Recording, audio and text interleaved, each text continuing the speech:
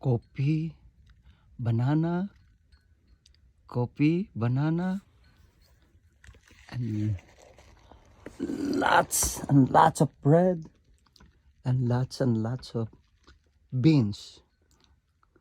I'm alone, so that will last 6 days instead of 3 days. Hopefully it will not be spoiled. Wish me luck here.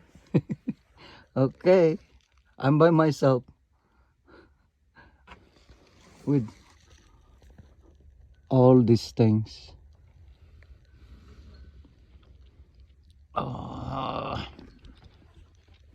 Right there.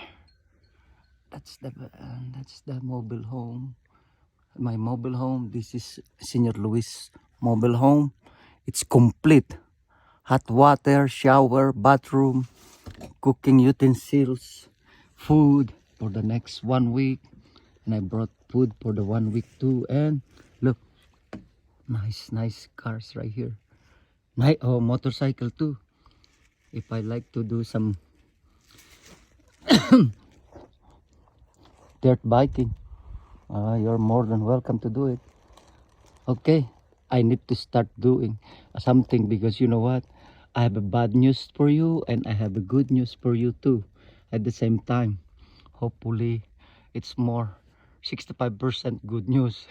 But we need to tap on this. This is a new environment. Look. We'll see.